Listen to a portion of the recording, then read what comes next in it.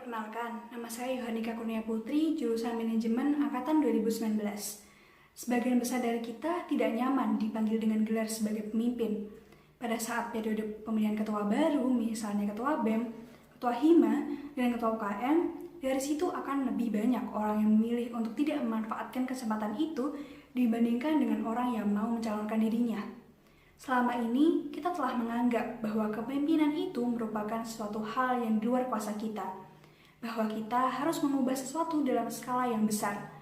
Mungkin sebagian besar dari kita berandai-andai bahwa akan menjadi pemimpin suatu hari nanti.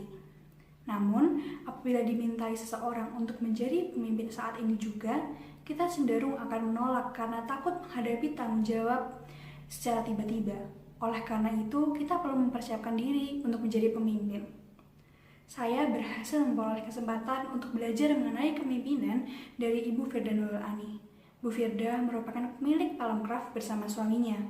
Palemcraft merupakan perusahaan yang berdiri sejak tahun 2003 dan berlokasi di Yogyakarta.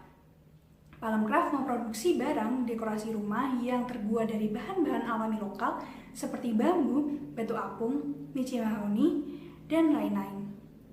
Beberapa bahan produknya berasal dari limbah yang jarang digunakan. Namun, Palemcraft berhasil mengubahnya menjadi barang dengan nilai ekonomis yang lebih tinggi.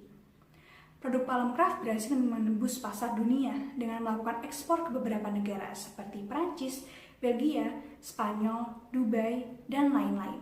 Untuk pasar lokal, produk Palemcraft telah menghiasi rumah-rumah dan beberapa galeri di Nusantara. Pada kesempatan ini, saya akan menjelaskan mengenai the secret of being a great leader. Pemimpin harus mampu membedakan antara ia menjadi pemimpin untuk dirinya sendiri dan menjadi pemimpin untuk timnya. Saya akan membahas bagaimana caranya untuk menjadi pemimpin bagi diri sendiri. Pertama, jujur. Situasi dan kondisi apapun yang dihadapi dilakukan dengan mengutamakan kejujuran. Dalam perusahaan, melibatkan pekerjaan tim. Saat terjadi kesalahan pun harus segera melapor untuk memberitahu keadaan yang sebenarnya, agar solusi dapat ditemukan dengan cepat. Selain itu, resiko pun dapat diminimalisir. Bu Firda menanamkan kejujuran kepada timnya. Beliau menekankan kepada timnya untuk berani mengakui kesalahan. Lakukan kesalahan bukan berarti kinerjanya buruk. Kesalahan yang tidak dilaporkan justru dapat berpotensi menimbulkan kesalahan baru dan dampak yang lebih luas. Kedua, disiplin.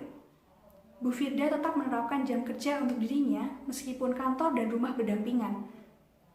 Fakta ini tidak mengubah bahwa pemimpin tetap tidak boleh seenaknya. Karena tindakan yang dilakukan oleh pemimpin akan ditiru oleh karyawan. Bu Firda berusaha menunjukkan kepada timnya untuk bertindak disiplin. Misalnya, sederhana berangkat tepat waktu saat jam buka kantor. Hal ini diterapkan untuk memberikan contoh pada karyawan tentang menghargai waktu. Bu Firda pun mengungkapkan bahwa rezeki itu dituai dengan selalu disiplin. Ketiga, mau mengembangkan diri.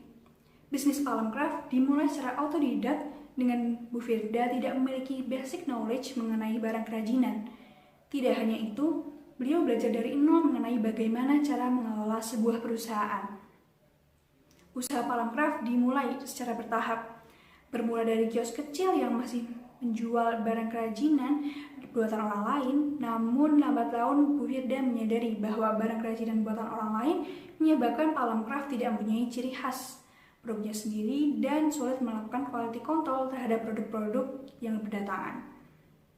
Pada akhirnya, Bu Firda berinisiatif untuk produksi barang-barang kerajinan dengan mendesainnya sendiri agar Palemcraft memiliki ciri khas dan mampu mengelolanya dengan lebih mudah. Untuk menunjang perubahan ini, Bu Firda mengikuti pelatihan-pelatihan berasal dari Dinas Perindustri dan Perdagangan. Selain itu, pengetahuan beliau dapatkan melalui asosiasi dagang. Oleh karena itu, membangun networking itu dengan orang lain sangat penting.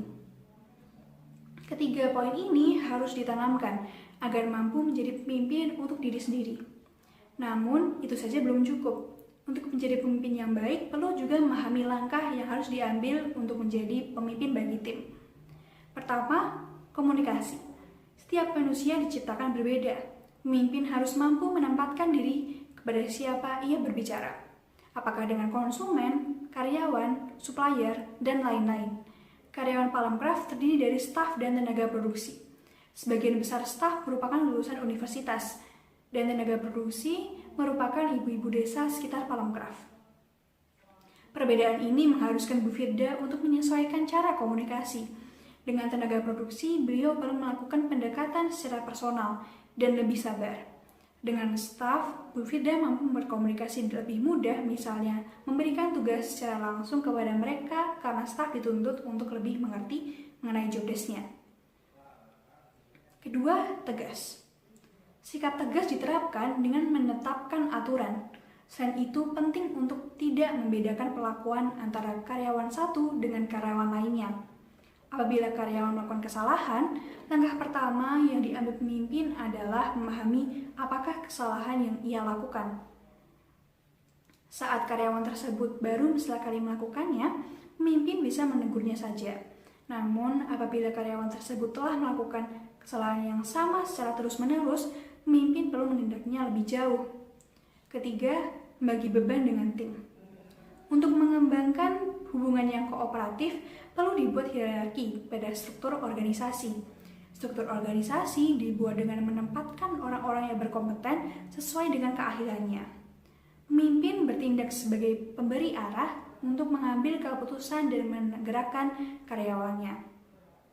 Pemimpin memberikan kepercayaan kepada karyawan yang menurutnya kompeten untuk menjadi koordinator. Koordinator akan mengatur staf dan tenaga produksi. Hal ini penting dilakukan agar beban pemimpin dapat dikurangi sehingga mampu memikirkan hal-hal yang lebih berat. Selain itu, karyawan pun mampu mengembangkan dirinya. Gaya kepemimpinan Bu Firda dapat dikategorikan sebagai kepemimpinan partisipatif. Pemimpinan partisipatif adalah gaya kepemimpinan yang melibatkan seluruh anggota organisasi untuk bekerja sama dalam membuat keputusan. Untuk seluruh keputusan organisasi, Bu Firda selalu berdiskusi dengan timnya untuk permasalahan yang dihadapi perusahaan. Kemudian, karyawan akan menyampaikan solusinya masing-masing dan Bu Firda memutuskan di antara solusi yang dikemukakan mana solusi yang terbaik bagi perusahaan. Setiap orang mempunyai kesempatan untuk menjadi pemimpin. Untuk menjadi pemimpin yang baik, kita dapat melatihnya. Banyak contoh pemimpin sukses pada awalnya masih belum paham dan ia mempelajarinya secara bertahap. Saat ini pertanyaannya adalah, apakah kita mau menantang diri kita untuk menjadi seorang pemimpin? Terima kasih.